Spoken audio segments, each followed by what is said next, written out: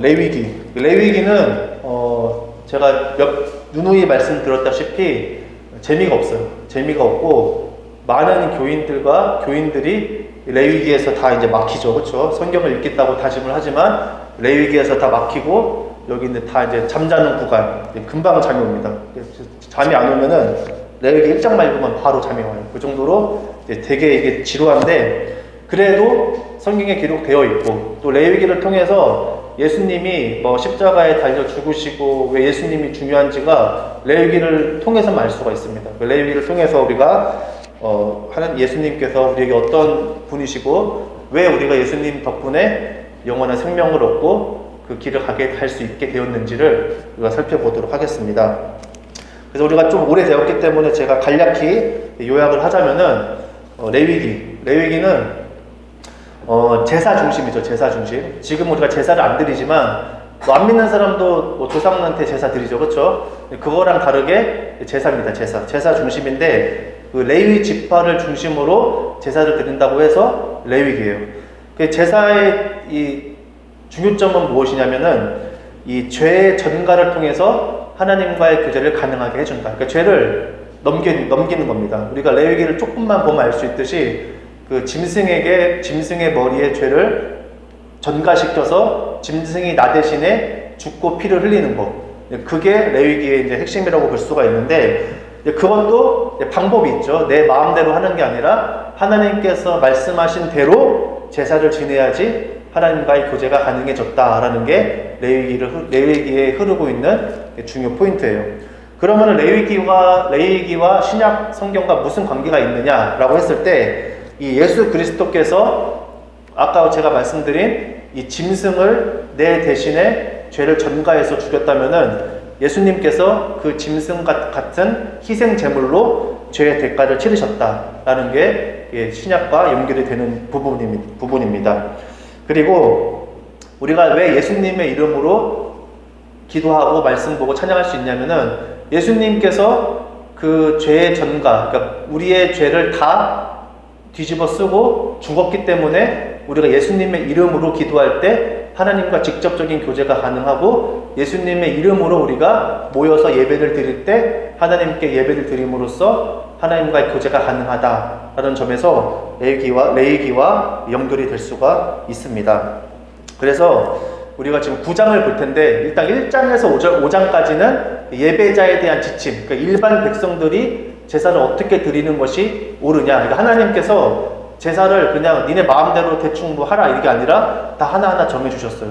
그것이 바로 1장에서 5장까지의 내용이었고, 뭐 간략하게 보자면은 첫 번째 제사의 종류가 있죠.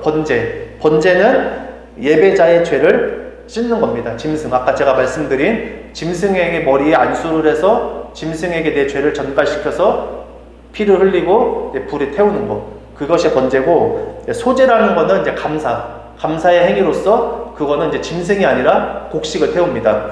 그리고 세 번째 화목제는 이거는 이제 필수는 아니에요. 선택. 내가 이제 하나님께 너무 감사한 것을 마음을 표현하고 싶을 때 드리는 건데 이건 이제 축제의 개념입니다. 그래서 사람들 다 불러 모아서 제사 드리고 남은 거 먹고 그런 것이 화목제고, 네 번째는 속죄제라고 해서 알지 못하고 지은 죄, 내가 실수로 정말 알지 못해서 지은 죄를 씻는 행위입니다. 이때는 짐승을 태우는 게 아니라 제단이나 휘장에 피를 뿌리는 거예요. 그게 속죄제고, 마지막 속건제는 죄의 값을 지불하는 겁니다. 그러니까 성물에 어떤 침해를 했다든지 법정에서 거짓 맹세했을 때 그 피해자한테 피해를 지불한다는 개념에서 속건제를 드렸다라고 볼 수가 있어요. 그러나 이 구약에서의 제사와 지금과 다른 건 뭐냐면은 구약에서의 제사는 얼마나 번거롭습니까? 매일 드려야 돼요. 매일 그렇게 피를 나 대신에 피를 흘리는 존재가 있어야 돼요. 근데 문제는 뭐냐면은 내가 아무리 제사를 지내고 피를 계속 죄를 전가시켜서 계속 피를 흘려도 뭐가 안 바뀌냐? 인간의 이 죄의 본성은 바뀌지가 않는다는 거예요. 계속 죄를 질 수밖에 없는. 그러나 예수님께서 대신 죽은 제사는 완전한 제사다. 한 번에 끝났어요. 그래서 예수님을 믿으면은 왜 히브리서에서 예수님이 위대한 대제사장이다 라고 한 게 이 레위기를 본떠서 얘기를 한 건데, 왜 예수님이 위대한 대제사장이냐 하냐면은 예수님께서 드리신 제사에 참여를 하면은 우리의 본성이 바뀌어요. 그러니까 예수님이 아니고서는 이 죄의 본성에서 벗어날 수가 없습니다. 죄의 본성은 뭐냐면은 내가 주인이에요. 내가 주인. 내가 주인 되고 내가 모든 걸 감당하려고 하고 한마디로 내가 신입니다. 근데 인간은 어떻습니까? 아담과 하와가 선악과를 먹고 눈이 밝아져서 자기가 벗은 걸 봤잖아요. 그게 뭐냐면은 자기가 부족함이 보이는 거예요. 부족한 거. 창피하고 부족하고. 그러니까 그걸 자꾸 채우려고 하는 게 인간이 이제 죄에 타락한 결과입니다. 하지만 채워지지 않죠. 그렇죠? 인간은 불완전한 존재이기 때문에 채워지지 않으니까 계속 내가 뭔가를 하려고 하고 맡기지를 못하는 거예요. 계속. 그런 놈으로서 계속 죄를 짓는 거. 하나님과 멀어지는 거. 나를 자꾸 붙잡고 있는 게 죄의 특성인데 그 죄의 본성으로부터 우리가 고침받을 수가 있습니다. 완전한 건 아니지만 성령을 따라 살면은 충분히 그렇게 살 수가 있다고 예수님께서 말씀을 하셨어요. 그래서 예수님께서 드리신 제사는 완전한 제사다라고 성경은 얘기를 하고 있죠. 그리고 이제 6장에서 10장, 오늘 9장, 10장 볼 건데 6장에서 10장은 이제 제사장들이 무엇을 해야 하는지를 하나님께서 알려주신 부분이에요. 그래서 우리가 지난 시간에 그 레위기 6장에서 8장을 봤는데 그 내용을 제가 간략히 말씀드리자면 이렇습니다. 첫 번째는 하나님을 섬기도록 선택받은 자들은 반드시 그 속죄제를 드려야 된다. 그러니까 죄를 씻어야 된다는 얘기예요. 제사장이라고 예외가 아니라 제사장들이 더 엄격하게 하나님 앞에 죄를 씻어야지 하나님의 일을 할 수가 있다라는 것을 알 수가 있습니다. 그래서 계속 이 제사장들에게는 좀 하나님께서 좀 기준이 높아요. 좀 높은 기준을 적용을 합니다. 그래서 철저하게 제사장이 먼저 본을 보여서 죄를 씻도록 그렇게 하나님께서 말씀을 하고 있어요. 그리고 중요한 건 뭐냐면은 말씀을 볼게요. 아까 제가 인간이 왜 죄인인가 여기 말씀 보면은 너희 모두는 다른 길로 빗나가서 하나같이 썩었으니 착한 일을 하는 사람이 하나도 없구나 라고 했어요. 그러니까 우리가 믿지 않는 사람들이 하는 말이 나는 법 없이도 사는데 내가 왜 죄 때문에 심판을 받아야 돼? 라고 하잖아요. 그렇죠? 근데 하나님께서는 뭐라고 말씀하셨냐면은 착한 사람은 아무도 없다 라고 했어요. 왜냐? 그러니까 이게 나중에 제가 이거는 말하자면 너무 긴데 세계관을 바라보는 관점이 다르기 때문이에요. 우리는 철저한 유물주의적 세계관, 물질이 전부, 눈에 보이는 것, 내 몸의 감각이 느끼는 게 전부인 세상을 살고 있어요. 그렇게 세계관을 바라보기 때문에 이해가 안 가요. 근데 이 세상은 누가 만드신 거예요? 하나님이 창조하셨고 하나님이 다스리세요. 그러면은 우리가 믿는 사람은 하나님이 다스리시는 세계가 어떤지를 보는 눈이 말씀을 통해 키워줘야 됩니다. 그러니까 하나님이 창조주이시고 하나님이 주권자이신 이 세계는 어떤 세계냐면은 이 죄가 기준이에요. 죄가 있느냐 없느냐, 죄의 문제를 해결받았느냐 못 받았느냐로 우리의 영원한 운명이 갈린다는 겁니다.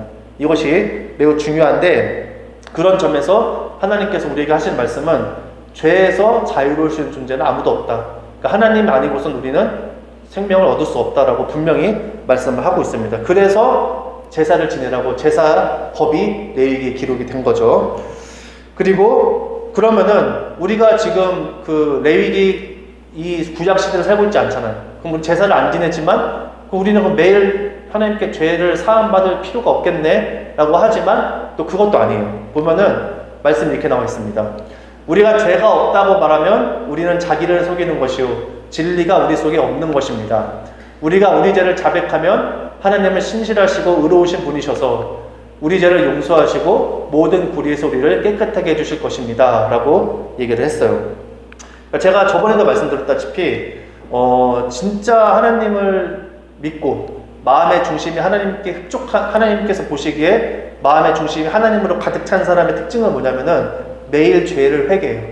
그게 그 죄가 없는데 무슨 찾아서 회개한다 그런 개념이 아니라 항상 이 레위기의 제사법에 있는 하나님이 죄에 대해서 얼마나 어떻게 보시는지를 너무나 잘 알기 때문에 항상 조심하는 거죠. 그러니까 비유가 적절한지 모르겠지만 내가 운전을 잘해요. 10년, 운전 경력 10년 됐다고 해도 항상 조심하는 거예요, 조심.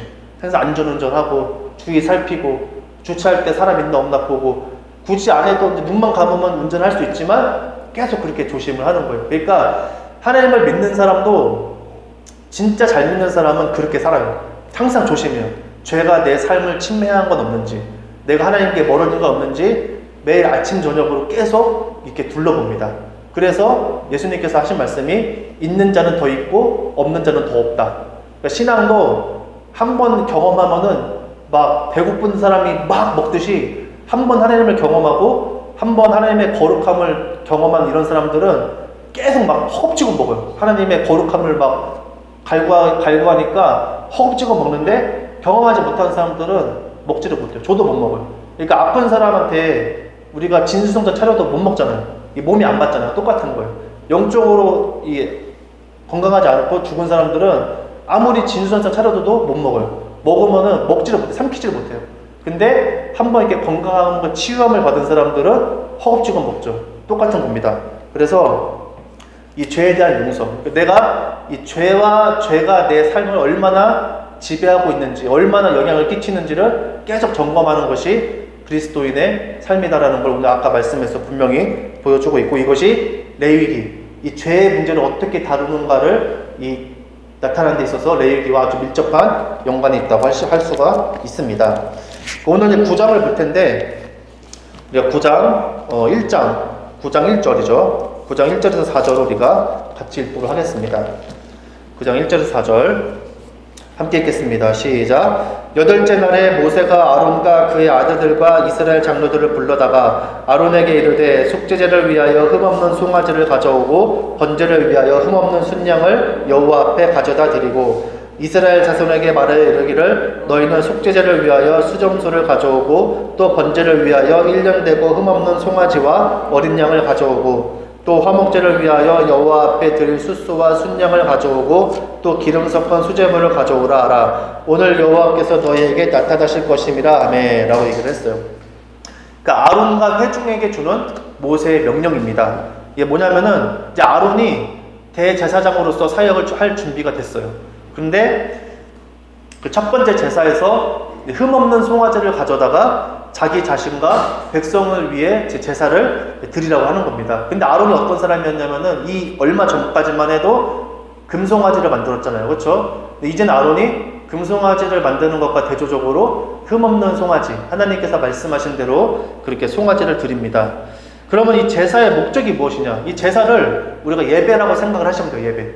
근데 제가 제사의 목적이라고 한다면은 예배의 목적이 무엇이냐라고 하는 것과 똑같습니다. 4절에 보면 이렇게 나옵니다. 오늘 여호와께서 너희에게 나타나실 것입니다 라고 했고, 6절에 여호와의 영광이 너희에게 나타나리라 라고 했어요. 그러니까 제사의 목적은 뭐냐면은 여호와의 영광이 나타나는 것, 여호와의 영광을 보는 것이 우리 예배의 목적이라고 볼 수가 있어요. 그럼 여호와의 영광이 뭐냐 라고 했을 때 출애굽기에 나옵니다. 여호와의 영광, 화면에 보면 다음과 같습니다. 여호와의 영광이 시내 산 위에 머무르고 구름이 엿새 동안 산을 가리더니 7째 날에 여호와께서 구름 가운데서 모세를 부르시니라. 산 위에 여호와의 영광이 이스라엘 자손의 눈에 맹렬한 불같이 보였고 라고 얘기를 했어요. 그러니까 이때는 이스라엘 민족이 여호와의 영광을 볼 필요가 있어요. 얘네들 워낙 안 믿어요. 얘네들이 진짜 안 믿습니다. 목이 곱고 뻣뻣한 백성, 그냥 지들 멋대로 하는 애들이에요. 고집도 세고 그렇기 때문에 하나님께서 그렇게 이적을 보여줘도 금세 또 금송아지 만들고 또 우상숭배 하잖아요. 그래가지고 하나님께서 여호와의 영광을 보여주실 필요가 있는데, 그게 이제 지금 화면에 나오는 것처럼 구름 가운데서 하나님께서 나타나시고, 그리고 맹렬한 불같이 보였대요. 그러니까 뭔가 빛나는 뭔가 빛이 엄청 강한 그런 거겠죠. 그렇게 보였다고 얘기를 합니다. 그래서 이 제사의 목적, 예배의 목적이 뭐냐라고 했을 때 하나님의 영광이 나타나는 거. 우리가 그런 다른 교회에서도 저도 어렸을 때부터 신앙생활을 했지만 항상 목사님께서 하시는 말씀이 그거잖아요. 모든 것이 다 하나님의 영광을 위해서 한다. 하지만 저도 그 시절을 지나왔지만 도대체 하나님의 영광이 뭐길래 그렇게 하는 건가? 도대체 그게 뭐지? 되게 추상적이잖아요. 그렇죠? 그게 뭔데 뭐만 하면 그냥 하나님의 하나님의 영광을 위해서 한다고 자꾸 얘기를 하는데, 제가 봤을 때는 또 아닌 것 같기도 하고 좀 헷갈리는 부분이 많아요. 근데 확실한 거는 제사의 목적, 예배의 목적은 하나님의 영광이 나타나야 된다. 그 말은 뭐냐면은 모든 예배에는 하나님이 계셔야 의미가 있다는 거예요. 그러면은 하나님이 계시는지 안 계시는지 그걸 어떻게 할까요? 그거는 영적 분별력이 있어야 돼요. 그거는. 그러니까 우리가 요즘 시대는 이제 말씀이 많죠. 그러니까 사람들이 지금 난리예요. 지금 다들 막 믿는 사람, 안 믿는 사람이 믿기는 정말 제가 어려워. 제가 봤을 때 하나님이 선택하지 않은 이상은 진짜 어렵고, 지금 시대가 그나마 믿는 사람들도 어떻게든 이제 교회 찾아다니려고 막 하는데, 사역자도 마찬가지예요. 사역자들도 좋은 교회에서 사역하려고 엄청 찾아다니고 맨날 기도하고 막 진짜 뭐 거의 뭐 논문 작성하는 급으로 엄청 비교 분석을 합니다. 그 정도로 지금 막 상황이 좀 그런데, 그 예배에는 하나님이 계셔야 돼요. 그러니까 이 작고 뭐 크고가 중요한 게 아니에요. 이게 진짜 우리가 아까 제가 말씀드렸잖아요. 우리는 세계관이 완전히 물질주의적 세계관이 완전 찌들어 있어요. 왜냐면은 죄 가운데 태어났고 죄로 타락한 세상이고 어쩔 수가 없어요. 하나님을 믿고 거듭나야지만 거기서 벗어나 그 눈꺼풀이 벗겨지는데, 벗겨져도 우리는 계속 현혹되잖아요. 그렇죠? 그런데 이거를 우리가 알 수가 없습니다. 그러니까 큰 교회라고 하나님이 계시냐? 그것도 아니고. 그럼 뭐 작은 교회면 또 하나님이 계시냐? 그것도 아니에요. 몰라요, 우리가. 그러니까 하나님의 인도함을, 하나님이 은혜를 줘야 돼요. 하나님이 그렇게 인도를 해줘야 되는데, 하나님이 계셔야 의미가 있다는 걸 우리가 마음속에 잘 새겨두고, 뭐 교회를 정할 때도 진짜 이걸 정말 기도를 해야 돼요. 하나님이 예배를 받으시는 교회. 작품 크건 그건 문제가 아닙니다. 그런 게 되게 중요하다는 얘기입니다. 의미가 없어요. 예배를 드려도 하나님이 없으면 의미가 없습니다. 그러니까 이게 되게 중요한 거고, 그 다음에 9장 5절에서 6절은 읽진 않을게요. 이거는 그냥 이제 순종했습니다. 1절 4절의 내용을 이제 아론이 드리는 제사를 이제 백성들이 순종을 한 거예요. 그래서 6절에 9장 6절에 보면 뭐라고 나오냐면은 여호와께서 명령하신 것을 이행하면 여호와의 영광이 나타날 것이다 라고 얘기를 합니다. 중요한 건 뭐예요? 하나님께서 명령하신 걸 듣고 행하면은 여호와의 영광이 나타난대요. 근데 우리는 이제 뭔가 내 생각에 잘하려면은 하나님께서 받으실 것 같지만 그건 되게 인간적인 생각이죠. 나죠, 나. 중심이 항상 나가 있잖아요. 그게 아니라 하나님의 말씀대로 행하면은 여호와의 영광이 나타나고, 그게 바로 하나님께서 받으시는 예배다라고 볼 수가 있습니다. 그리고 이제 9장 7절 같이 읽어보겠습니다. 시작. 모세가 또 아론에게 이르되 너는 제단에 나아가 내 속죄제와 내 번제를 드려서 너를 위하여 백성을 위하여 속죄하고 또 백성의 예물을 드려서 그들을 위하여 속죄하되 여호와의 명령대로 하라 라고 얘기를 했어요. 그러니까 이게 뭐냐면은 모세가 아론한테 명령을 하는 건데, 제사장을 위한 제사가 백성을 위한 제사보다 먼저다. 그러니까 하나님은 그 직분자, 교회에도 직분이 있죠. 그렇죠? 제가 이것도 말씀드렸지만 요즘에는 교회가 너무 무너지다 보니까 막 직분이 필요 없대요. 직분 때문에 망한 거다. 거기서 권력이 생기고 거기서 부패가 생겼다라고 하지만, 제가 반대로 여러분께 물어보자면은 정치가 나쁜 건 아니잖아요. 그렇죠? 정치라는 건 필요합니다. 이 사회가 잘 굴러갈 수 있도록, 그리고 되게 건강한 사회를 만들려면은 누군가는 정치를 해야 돼요. 정치가 나쁜 거예요? 정치를 잘못하는 사람이 나쁜 거예요? 사람이 나쁜 거죠. 사용자가 나쁜 거예요. 마찬가지입니다. 교회도 직분이 있고 다 각자 맡은 게 있어요. 근데 그 직분이 나쁜 게 아니라 그거를 잘못 사용한 사람이 나쁜 거죠. 그럼 그것과 마찬가지로 하나님은 이 제사장에게 엄격한 기준을 적용을 해요. 제사장이 먼저 앞에 나서서 깨끗함을 받아내듯이 이 교회에서도 마찬가지로 직분자는 먼저 나서서 하나님께서 많이 요구를 하십니다. 나중에 이 말씀에 대해 더 자세히 볼 건데, 하나님께서는 어찌됐든 하나님의 일에 관여하면 관여할수록 높은 걸 요구하세요. 되게 엄격하게 요구를 하시는 거죠. 무엇에 대해서요? 죄에 대해서 정결할 것을 요구하세요. 깨끗함을 받을 것을 요구를 하시는 거예요. 우리가 생각했을 때는 직분자 하면은 뭘 딱 떠오릅니까? 뭐 돈 많이 쓰고 봉사 많이 하고, 그게 아니에요. 하나님이 성경에 어디 찾아봐도 뭐 봉사 많이 하고 뭐 헌금 많이 했다고 그걸로 뭐 천국 가고 그걸로 상급 준다는 거 없어요. 근데 하나님이 가장 요구하신 게 요한계시록에 나오잖아요. 계속 깨끗해서 흰옷을 입어라 계속 그러잖아요. 흰옷을 입으려면은 우리가 어떻게 해야 돼요? 내 몸이 막 검은 걸로 뒤덮였는데 흰옷을 입으면 어떻게 돼요? 옷도 더러워지잖아요. 그러니까 먼저 깨끗함을 받는 게 먼저라는 것을 우리가 알 수가 있죠. 그리고 9장 8절에서 21절인데 한번 읽어보겠습니다. 8절에서 21절 좀 길긴 하지만 같이 읽어볼게요. 8절 시작. 이에 아론이 제단에 나아가 자기를 위한 속죄제 송아지를 잡음에 아론의 아들들이 그 피를 아론에게 가져오니 아론이 손가락으로 그 피를 찍어 제단 뿔들에 바르고 그 피는 제단 밑에 쏟고 그 속죄제물의 기름과 콩밥과 간꺼풀을 제단 위에서 불사르니 여호와께서 모세에게 명령하신 것 같았고 그 고기와 가죽은 진영 밖에서 불사르니라. 아론이 또 번제물을 잡음에 아론의 아들들이 그 피를 그에게로 가져오니 그가 그 피를 제단 사방에 뿌리고 그들이 또 번제의 제물 곧 그의 각과 머리를 그에게 가져오매 그가 제단 위에서 불사르고 또 내장과 정강이를 씻어서 단 위에 있는 번제물 위에서 불사르니라. 그가 또 백성의 예물을 드리되 곧 백성을 위한 속죄제의 염소를 가져다가 자바전과 같이 제를 위하여 드리고 또 번제물을 드리되 규례대로 드리고 또 소제를 드리되 그 중에서 그의 손에 한 움큼을 채워서 아침 번제물에 더하여 제단 위에서 불사르고 또 백성을 위하는 화목제물의 숫소와 순양을 잡음에 아론의 아들들이 그 피를 그에게로 가져오니 그가 제단 사방에 뿌리고 그들이 또 숫소와 순양의 기름과 기름진 꼬리와 내장에 덮인 것과 콩팥과 간꺼풀을 아론에게로 가져다가 그 기름을 가슴들 위에 놓음에 아론이 그 기름을 제단 위에서 불사르고 가슴들과 오른쪽 뒷다리를 그가 여호와 앞에 요제로 흔드니 모세가 명령한 것과 같았더라 라고 했어요. 보시면 아시다시피 뭘 자꾸 뭐 피를 뜨고 각을 뜨고 계속 그런 내용이 반복입니다.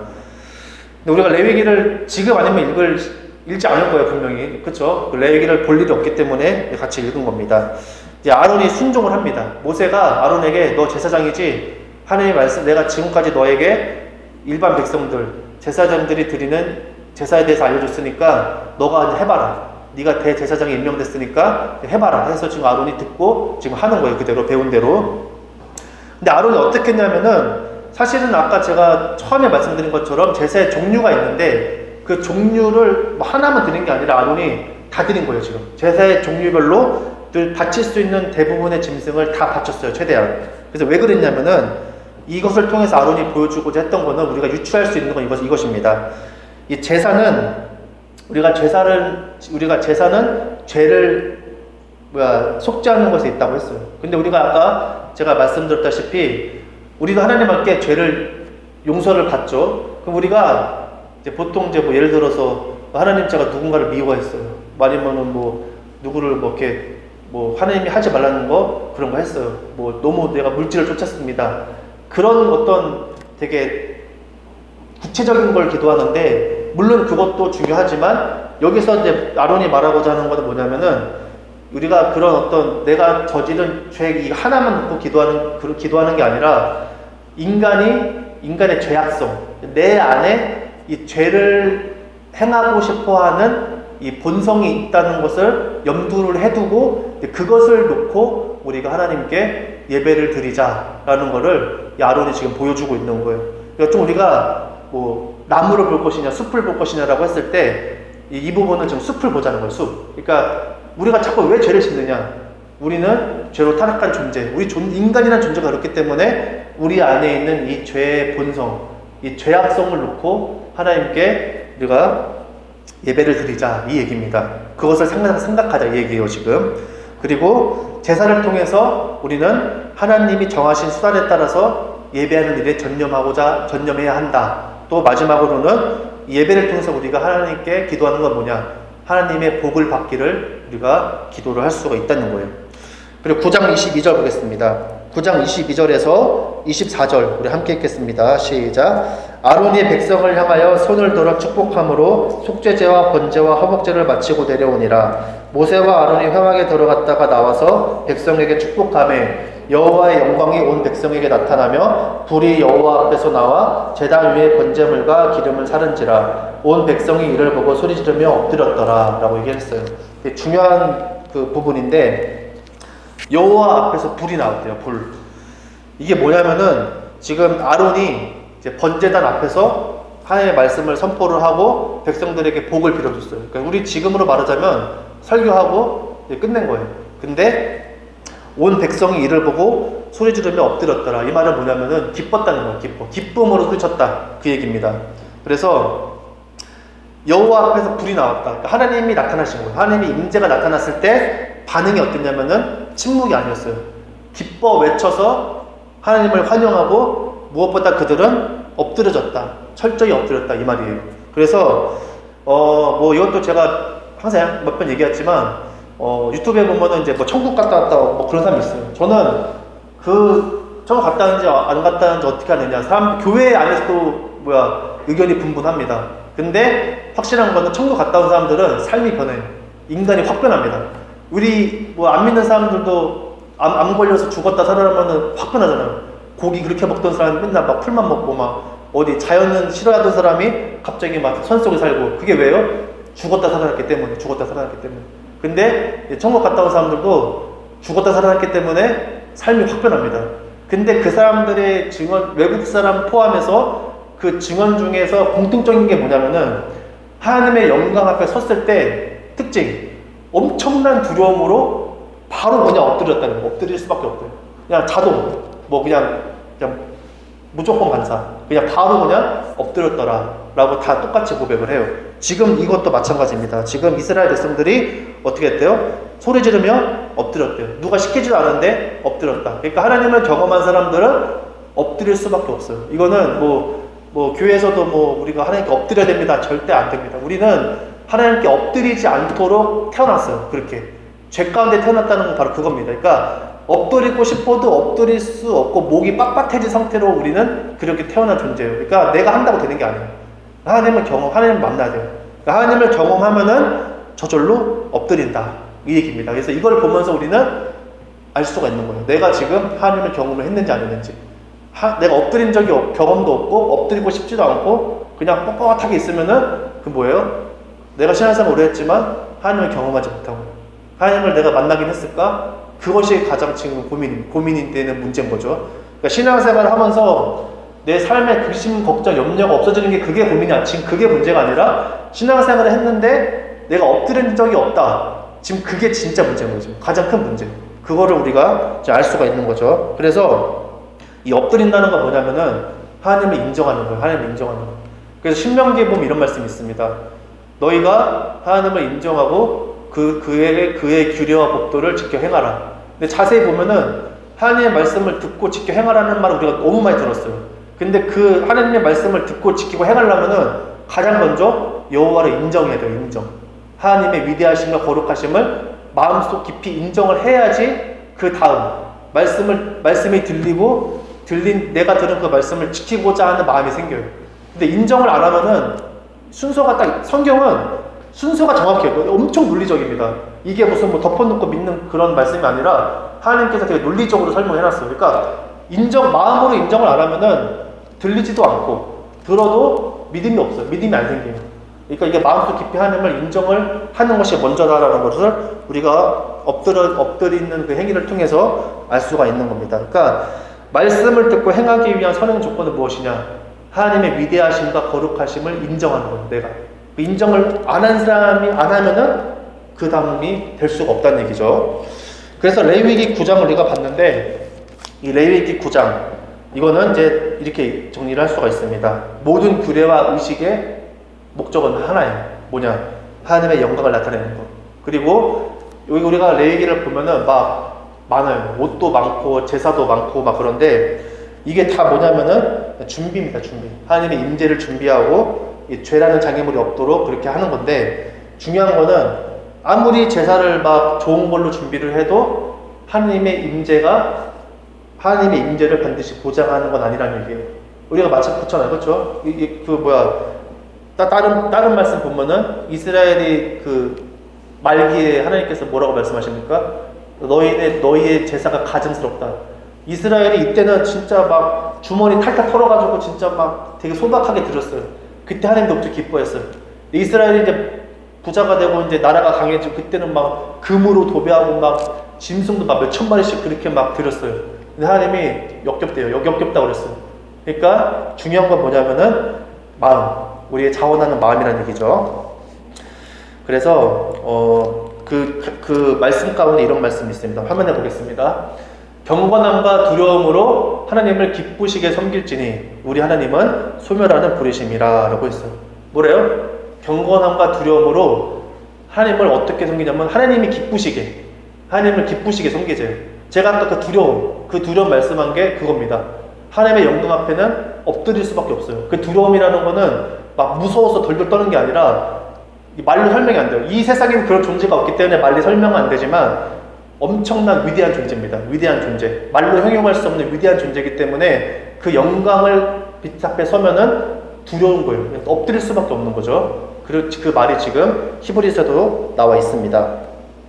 예수님께서 뭐라고 하셨느냐? 또 말씀을 보면은 이렇게 나옵니다. 아버지께서 내게 주신 사람들도 내가 있는 곳에 나와 함께 있게 하여 주시고 창세전부터 아버지께서 나를 사랑하셔서 내게 주신 내 영광을 그들도 보게 하여 주시기를 빕니다. 라고 예수님이 기도를 했어요. 그러니까 예수님도 예수님의 영광을 하나님의 자녀들이 함께 보기를 기도했다는 얘기입니다. 그러니까 하나님의 영광을 경험하고 보는 거는 아주 중요하다는 얘기예요. 예수님이 기도할 정도였으니까. 근데 그 영광이 언제 우리가 그 영광을 볼 수 있느냐? 하나님의 말씀대로 드려지는 예배 가운데서 그 영광을 경험한다는 것을 알 수가 있어요. 그래서 아까 제가 말씀을 드렸다시피 예배 가운데 우리는 하나님의 영광을 보는가? 라는 것을 우리가 좀 깊이 생각해 봐야 될 부분인 것 같습니다. 그리고 10장, 우리 10장을 보면은 10장 1절에서 3절을 같이 읽도록 하겠습니다. 시작. 아론의 아들 나답과 아비후가 각기 향로를 가져다가 여호와께서 명령하시지 아니하신 다른 불을 담아 여호와 앞에 분향하였더니 불이 여호와 앞에서 나와 그들을 삼킴에 그들이 여호와 앞에서 죽은지라. 모세가 아론에게 이르되 이는 여호와의 말씀이라 이르시기를 나는 나를 가까이 하는 자 중에서 내 거룩함을 나타내겠고 온 백성 앞에서 내 영광을 나타내리라 하셨느니라. 아론이 잠잠하니 라고 했어요. 여호와 앞에서 불이 나왔대요. 그래서 나답과 아비후, 이 나답과 아비후는 아론의 네 아들 중에 첫째, 둘째 아들입니다. 첫째, 둘째 아들이고 이제 막 제사장에 임명이 됐어요. 그런데 문제는 이제 나오죠. 여호와께서 명령하시지 아니한 다른 불. 이 다른 불이라는 거는 그 다른 번역을 달리하면은 이상한 불입니다. 이상한. 이게 뭐가 이상한 불이에요. 근데 이 이상한이라는 단어를 성경의 용례를 찾아보면은 어떻게 나오느냐? 제사장이 아닌 사람들, 아니면 외인, 안 믿는 사람을 가리키는 게 다른 이상한의 뜻이에요. 이게 말 그대로 하나님께서 명령하지 않은 불을 지금 이 나답과 아비후가 사용했다는 게 핵심입니다. 우리가 상식적으로 생각했을 때 이제 막 제사장이 임명이 됐잖아요. 그러면은 실수를 하면 안 되는데 이건 실수 정도가 아니라 아예 하나님의 말씀을 어기고 그냥 자기들 마음대로 그렇게 한 것을 우리가 봤을 때 이게 놀라운 거예요. 인간의 한계. 이게 인간의 한계입니다. 인간의 한계. 그렇게 하나님이 행하신 거를 받고 그 분위기에서 어떻게 이게 우리가 생각할 때 상식적으로 말이 안 되잖아요. 근데 인간은 충분히 할 수 있어요. 이렇게 말이 안 되는 불순종을 인간은 충분히 할 수 있다는 걸 봤을 때 인간은 이 죄에 대해서 어쩔 수가 없다는 것을 알 수가 있습니다. 9장 24절에 그리고 10장 2절 이렇게 여호와 앞에서 불이 나온 게 두 번이에요. 9장에서는 불이 나왔을 때 어떻게 했어요? 모든 재물이 바쳐진 다음에 주신 하나님의 복입니다. 그래서 사람들이 막 기뻐했어요. 근데 여기서 불이 나왔는데 이거는 순식간에 나와서 나답과 아비후가 불에 삼켜졌어요. 이거는 심판의 불이다. 이게 불이 달라요. 불의 속성이 다르죠. 근데 하나님의 대변인인 모세가 이렇게 얘기를 합니다. 제가 의역을 하면 이렇습니다. 사람은 하나님을 가까이 하면 할수록 하나님의 거룩하심과 영광을 그만큼 더 주의해야 한다라고 그렇게 지금 얘기를 하는 거예요. 그러니까 하나님이 가까이 가면 갈수록 더 조심을 해야 된다 이 얘기입니다. 그리고 아모스 선지자가 뭐라고 얘기를 했냐면은 다른 민족들은 인간의 죄악으로 말미암아 하나님의 처벌을 받지만 유다와 이스라엘 하나님의 백성은 율법을 지키지 못했기 때문에 처벌을 받을 것이다 라고 얘기를 했어요. 우리가 믿음으로 구원받는다고 했잖아요. 그렇죠? 근데 예수님께서 뭐라고 했어요? 내 말대로 하지 않는 자는 천국에 들어가지 못한다고 했어요. 사람들이 이것 때문에 맨날 지금 막 싸워요. 신학자들이 이것 때문에 믿음으로 구원받았는데 어떻게 이게 되냐? 행위 구원이냐? 아니다. 예수님께서 말씀하지 않느냐? 믿음과 행위는 하나다. 그것 맞죠? 그렇죠? 그러니까 진짜 믿는 사람은 실수하고 넘어질지언정 하나님의 말씀을 지키는데 목숨을 건다. 그 말이죠, 지금. 그런데 지금 아모스가 그 얘기를 하는 거예요. 그러니까 안 믿는 사람들은 죄악 때문에 하나님과의 관계가 끊겼기 때문에 영혼이 죽지만 하나님을 믿는 사람들이 죽느냐 사느냐의 문제는 뭐에 달렸대요? 하나님의 말씀을 지키느냐 지키지 못했느냐 거기에 달렸다는 것을 명확하게 보여주고 있습니다.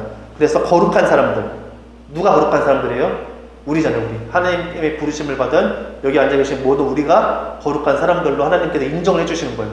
나는 저 안 그런데요? 예수님을 믿음으로 고백하면은 너 거룩한 사람이라고 인정을 해주시는 거예요. 나는 그렇지 않은데. 그러면은 그 거룩한 사람들은 하나님께서 이 말씀을 통해서 높은 기준으로 판단을 하세요. 왜냐하면 하나님을 알잖아요. 하나님을 알고 하나님을 인정하고 생명의 말씀을 아는데 그럼에도 안 한다는 거는 좀 문제가 있는 거잖아요. 그렇죠? 그래서 그렇게 하나님께서 그렇게 판단을 하신다. 그 얘기입니다. 10장 4절에서 7절은 읽진 않을게요. 읽지 않고 시간 관계에서 제가 이제 말씀을 드리자면은 이제 죽었어요. 나답과 아비후가 죽었어요. 그 앞에서 엎어져 죽었어요. 근데 이 제사장은 시체를 못 만져요. 왜냐? 하나님의 일을 그 직무를 하는 데 있어서 그 시체는 하나님께서 더럽다고 보셨어요.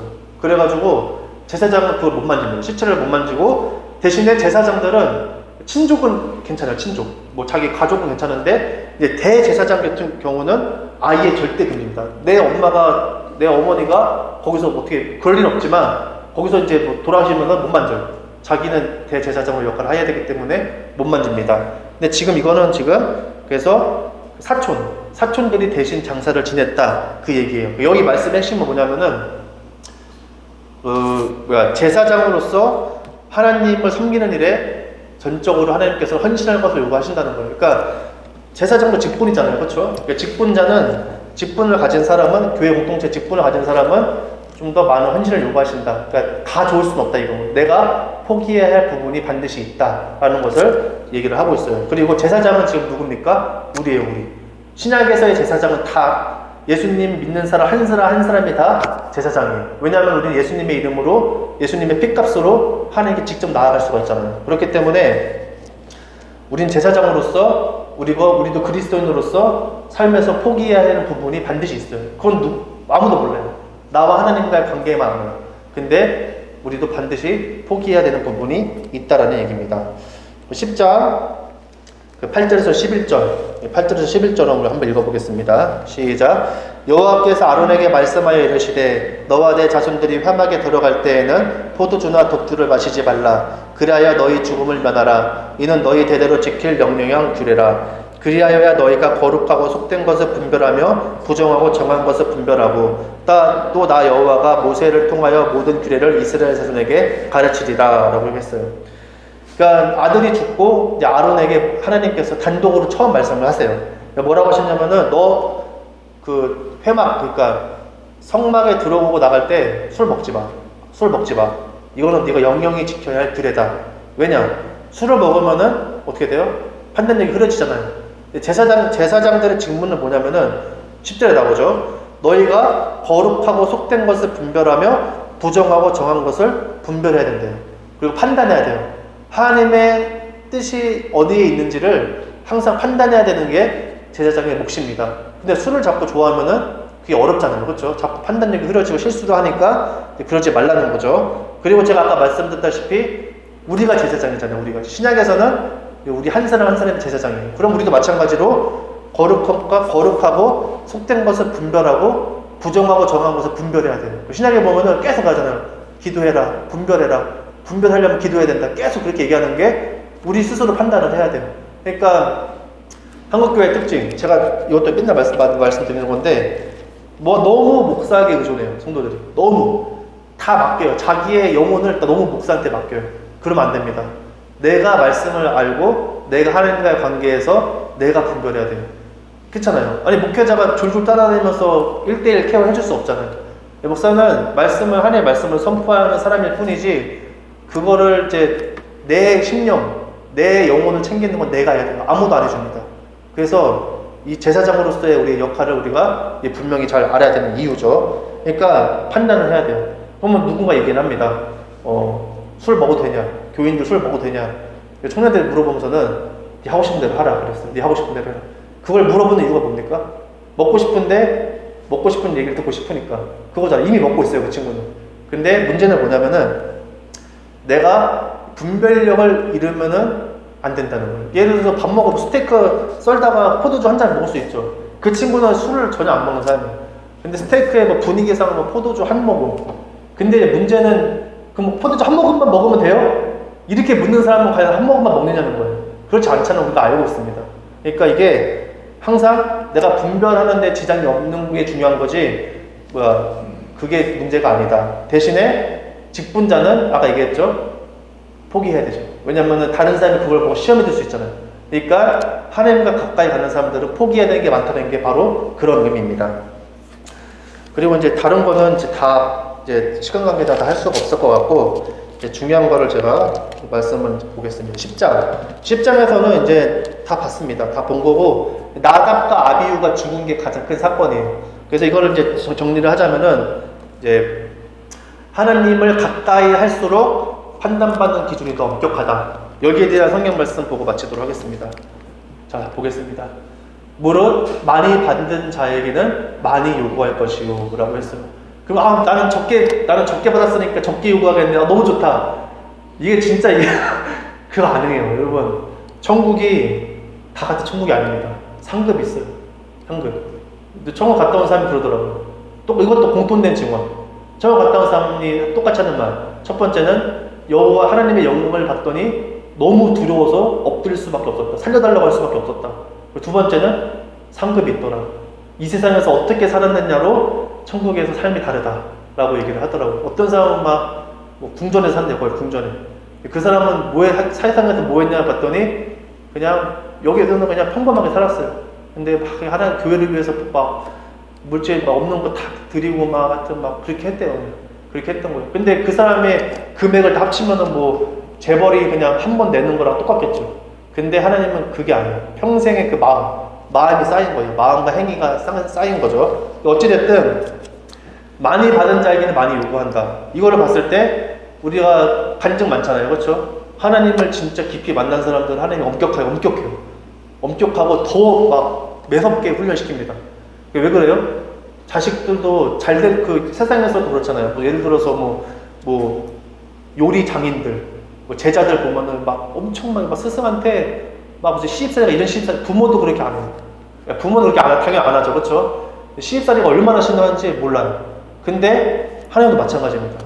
하나님과 가까이 있는 사람일수록 되게 고되게 훈련시켜요. 왜냐? 그래야 하나님의 일을 시키죠. 그래야 시키니까. 누구나에게나 열려있으나 아무나 할 수가 없는 거죠. 그리고 또 베드로전서에 하나님의 집에서 심판을 시작할 때가 되었대요. 이 말이 뭐냐면은 심판이 지금 어디서 시작합니까? 하나님의 집이요. 하나님의 집은 되게 안전하고 편안한 느낌이어야 되는데 하나님의 집에서 심판이 시작된대요. 이 말은 뭐예요? 마찬가지로 하나님과 가까이 있는 사람이 먼저 심판받는다라는 것을 알 수가 있습니다. 그리고 야고보서의 마지막 말씀, 선생된 우리가 더 큰 심판을 받을 줄 알고 선생이 많이 되지 말라라고 얘기를 했어요. 선생. 지금 큰일 났어요. 지금 저는 이제 목회자잖아요. 그래서 지금 큰 심판이 있겠죠. 저 같은 경우에는. 근데 그래서 이제 뭐 어떤 옛날에 돌아가신 녹화하는 목사님도 교회가 커지는 것 때문에 스트레스 엄청 받았어요. 그건 진짜 제발 난 교회 이렇게 커지는 거 딱 실색이 그냥 옛날에 초창기에 몇 명 모아놓고 제자 훈련했던 게 그때가 너무 제일 행복했대. 왜냐? 그 목사님 하신 말씀이 나 끝났다 이제. 상급도 없고 큰일 났다 이제. 사람들이 하도 울어보니까 나 이제 큰일 났다. 상급도 없고 큰일 났겠다. 다 뺏겼겠구나. 그렇게 생각을 하신 거예요. 나름 그분도 되게 발버둥을 쳤겠죠. 그런 것처럼 선생된 우리가 더 큰 심판을 받는다. 그러니까 한마디로 많이 알면 알수록 하나님이 더 물어봐요. 너 아는데 왜 안 했어? 그렇게 물어본다는 거예요. 많이 경험한 사람이 변질되면은 더 많이 받겠죠. 너 나를 그렇게 알고 내가 너에게 베풀어준 은혜가 있는데 너 왜 그렇게 됐어? 계속 물어보는 거예요. 근데 그때 갔을 때 우리는 변명할 수가 없다. 절대 변명할 수가 없죠. 그래서 오늘 말씀은 레위기는 좀 엄격하고 좀 진지하고 좀 무거워요, 분위기가. 왜냐하면 죄에 대해서 다루시는 하나님이기 때문에. 지금뿐만 아니라 우리 사회가 이 교회에서의 말씀 선포가 보통 위로의 메시지가 초점이 맞춰져 있죠. 그렇죠? 위로와 사랑. 위로가 필요한 현실이에요, 지금. 또 하나님은 실제로 우리를 위로해 주셔서 하나님을 더 믿도록 이렇게 힘을 주시는 분이시기도 합니다. 근데 이 레위기는, 이 성경 레위기는 인간이 죄와 왜 단절되어 있는지, 단절된 인간과 하나님과의 관계가 어떻게 회복될 수 있는지에 초점을 두었기 때문에 우리가 좀 이렇게 어려움을, 마음에 좀 불편함을 느낄 수가 있어요. 하지만 요즘은 저도 이제 많이 SNS 많이 봅니다. 그러면 진짜 되게 많아요, 정보들이. 근데 어떤 이제 젊은 목사님이 막 심판, 하나님의 말씀대로 안 하면 우리는 큰일 난다, 그런 거 막 하면은 같은 목사인데도 막 싫어해요. 저런 거 너무 막 시대에 안 맞는 설교다 막 하는데 전혀 그렇지가 않습니다. 저도 엄청나게 양보해서 하지만 좀 말투가 좀 안 좋을 수 있어요. 말투가 되게 혼내는 말투라는 건 좀 마음에 걸릴 수 있겠으나 그 내용만 봤을 때는 전혀 틀린 얘기가 아니다. 우리가 왜 예수님 믿고 이렇게 하느냐? 우리에게 영원한 운명이 있어요. 죽으면 끝나는 게 아닙니다. 죽으면 끝나는 게 아니라 죽느냐 사느냐는 진짜 죽고 나서 그다음부터 시작인 거예요. 그렇게 됐을 때 우리가 이 땅에서의 삶 얼마 살지 몰라요. 80, 100 모릅니다. 내일 일은 내일 모르잖아요. 그렇게 했을 때 우리가 하나님을 믿는다면은 정말 하나님께서 무엇을 말씀하시고 하는지, 근데 이게 되려면은 좀 시간이 조금 갔지만 제가 이걸 말씀드릴게요. 말씀을 듣고 믿으려면은 먼저 이 모든 삶의 문제를 하나님께 맡겨야 돼요. 믿음이 존재가 되지 않으면은 시작이 안 됩니다. 저도 이건 너무 경험을 통해서 아는 사실인데, 우리가 보통 사람들이 하나님을 믿지 못하는 게 다 삶의 문제입니다. 삶의 먹고 사는 거, 가장 근심, 염려, 걱정. 근데 어차피 저도 진짜 많이 그런 걸 고민하고 그것 때문에 막 몸도 아프고 했지만 하나님께서 이제 깨닫게 해준 교훈은 뭐냐면은 그렇게 걱정, 근심, 염려해서 되느냐, 그거예요. 되냐? 안 돼요. 내가 아무리 걱정, 근심, 염려를 해도 되는 건 없습니다. 그럴 바에는 어떻게 되냐? 답은 하나입니다. 계속 걱정, 근심, 염려하고 내가 스스로 뭘 해보겠다는 노력을 하느냐. 물론 믿는다고 노력을 안 한다는 건 아니에요. 근데 중심이 어디에 가 있느냐가 문제인데 결국은 이제 다 맡기고 믿느냐 안 믿느냐, 거기서 갈립니다. 믿음. 괜히 믿음이 아닌 거예요. 믿음은 방법이 없어요. 이거 누가 해줄 수도 없고 뭐 때려서 되는 것도 아니고 방법이 없습니다. 내가 결단을 해야 돼요. 하나님은 계속 기다려줘요. 예배를 통해서, 말씀을 통해서, 사람을 통해서 믿는 사람을 붙여주고 계속해서 믿음을 갖도록 계속 하나님이 독려해요. 계속 평생 동안 이렇게 해줘요. 근데 그런데도 불구하고 끝까지 안 믿고 죽어버려요. 그럼 어떻게 해요? 예수 하나님도 할 만큼 했어요. 더 이상 믿지 않기로 한 건 내 결정이에요. 그렇기 때문에 우리가 하나님 앞에 섰을 때 핑계를 못 대는 거예요. 핑계를 절대 못 대요. 계속 기회를 줬음에도 내가 안 믿기로 작정을 했기 때문에, 못 믿겠는 거죠. 믿음을 갖지 않게 작정을 했기 때문에 그런 것입니다. 여러분들이 믿음을 가지고 또 하나님을 인정하고 그런 마음으로 우리가 예배를 드려야지 말씀이 들리고 순종하고자 하는 마음이 생기고 이 보는 눈이 완전히 바뀌어요. 관점이 바뀐다는 얘기입니다. 그래서 오늘 말씀은 길었지만, 레위기 말씀 좀 길었지만 여러분들이 오늘 말씀을 통해서 정말 내가 마음속 깊이 하나님을 인정하고 이 죄에 대해서 내가 좀 심각하게 생각을 하고 있는지, 또 우리의 끝은 이때부터 잘 먹고 잘 사는 게 아니에요. 그냥 주신 대로 먹는 겁니다. 주신 대로. 확실한 거예요. 확실한 거는 그냥 내일 먹을 거 있으면 됐다. 그냥 그 마음으로 그냥 사는 겁니다. 성경에 나오잖아요. 개미를 보고 어떻게 사는지 배워라. 겨울을 대비한대잖아요. 겨울이면은 우리가 그냥 길게 봐도 그냥 올해 겨울만 보고 그냥 사는 거예요. 내년 겨울은 그냥 내년 가서 생각하면 되는 겁니다. 그런 마음으로 살 때 우리가 하나님을 믿게 되고 하나님을 의지할 수 있다는 것을 우리가 생각을 해보면서 신앙생활을 하셨으면 좋겠습니다. 기도하겠습니다.